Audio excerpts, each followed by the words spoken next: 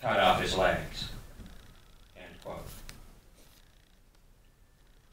Hedda and Luella and everyone in Hollywood considered Jane and Ronnie the cutest, nicest, and happiest young married couple in town.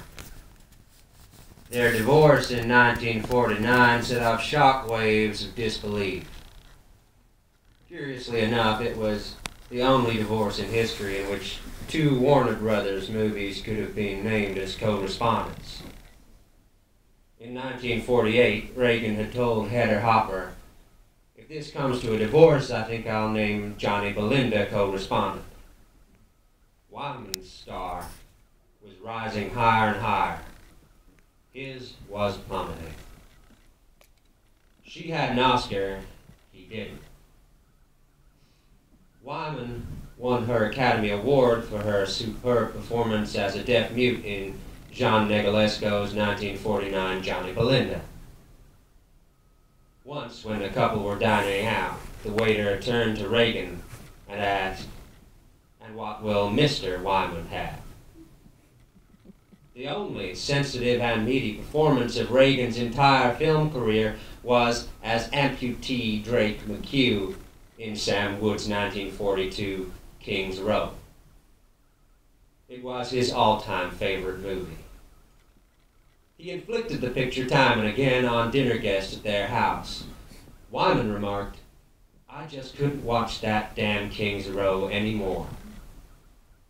During the divorce proceedings, she contented herself with testifying that he was too absorbed in politics. Our first couple met cute significantly in a political context. Reagan first met the prudish and conservative young actress Nancy Davis when he helped her clear herself of the suspicion of communist affiliations. Her name had turned up on the witch hunters lists. At that time, Reagan was the liberal president of the Screen Actors Guild. Their first date took place when he invited her to dinner and informed her that she had been cleared. It was another Nancy Davis, who was listed as county.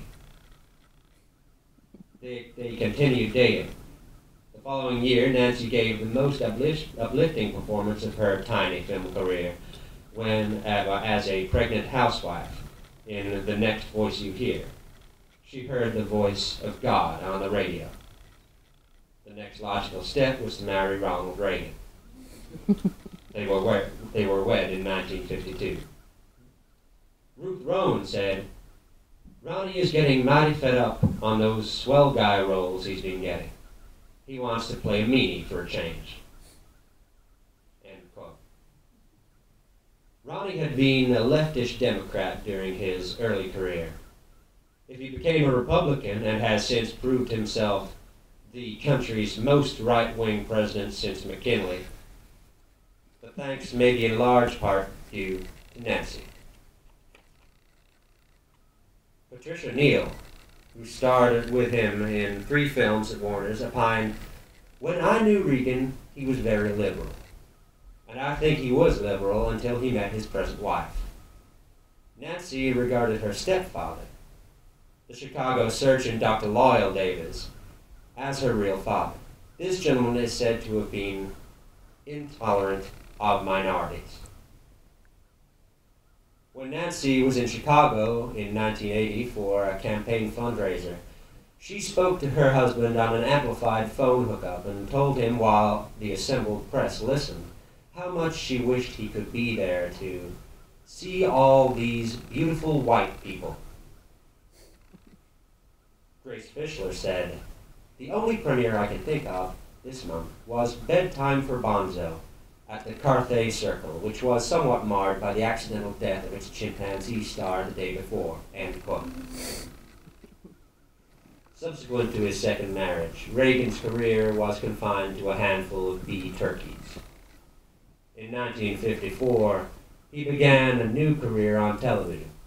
Ann Sheridan says, "I remember Ronnie telling all of us not to join TV because it was the enemy of the movies. Next thing he was on G Theater with his contact lenses reading the commercials." In 1961, he spoke to a fundraiser for the re-election of to Congress of John Roosevelt of the John Birch Society. In 1962, Reagan became a full-fledged Republican. That same year, he was fired from the General Electric Theater because his off-the-tube political speeches were too far to the right even for that company's comfort. Betty Davis said, "He was a silly young kid. Everyone called him Little Ronnie Reagan." End quote. After his election as governor of California, he promptly fired 2 of his staff members at Sacramento when he learned that they were gay.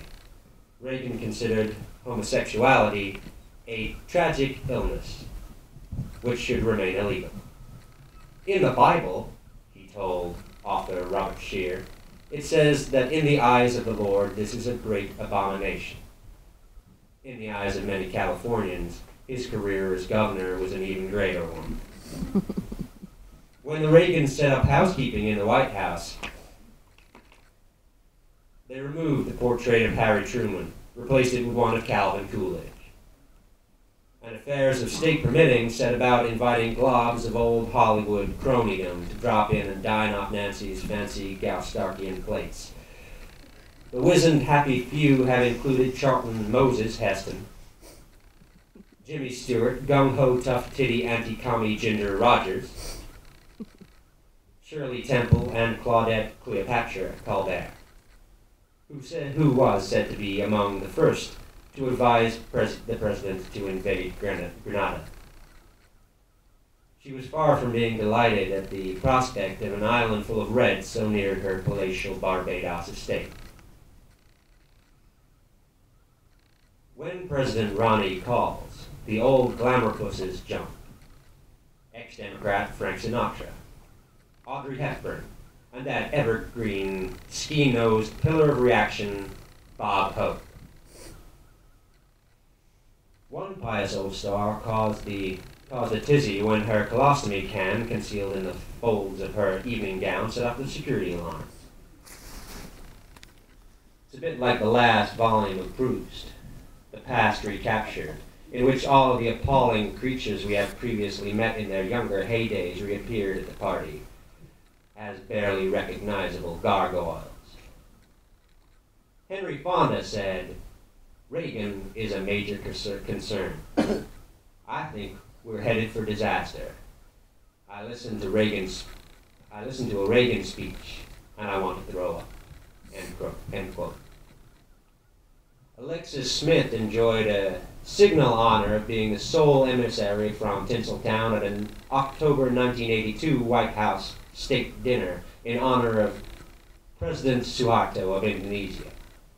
Alexis dined on beef béarnaise and molded pear sherbet, breaking bread with a statesman whose regime established itself by means of execution of an estimated 500,000 human beings, whose death squads have summarily killed over 4,000 inhabitants of the capital in recent months, and who is practicing genocide in East Timor.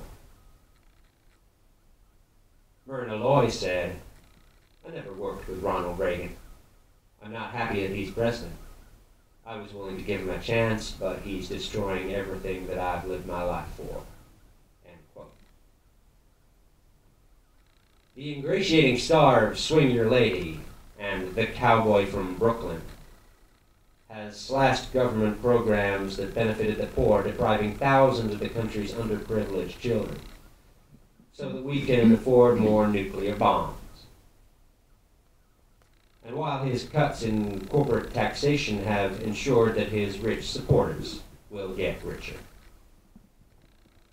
his anti-environmental stance has made this the most toxic administration in America's history. In a 1979 radio speech, Reagan maintained that most air pollution is caused not by chimneys or auto exhausts, but by plants and trees. He has shattered the detente carefully built up by previous administrations and reinstated Uncle Sam as the world's policeman, using the CIA to foment war against Nicaragua.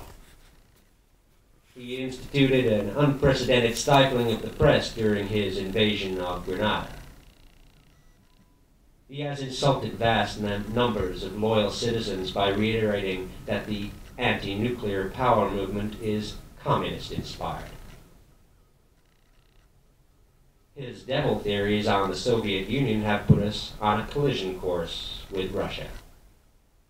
In the light of his appalling nuclear policy, the titles of several of his movies take on a particularly somber afterglow. Accidents will happen. The Killers, Dark Victory, and 9 Lives Are Not Enough. Hollywood Babylon is moribund, dead, defunct, croaked, crowbait, finito, caput, caputissimo. With Reagan at the helm, we're already watching the trailer of the ultimate picture show, Hollywood Armageddon.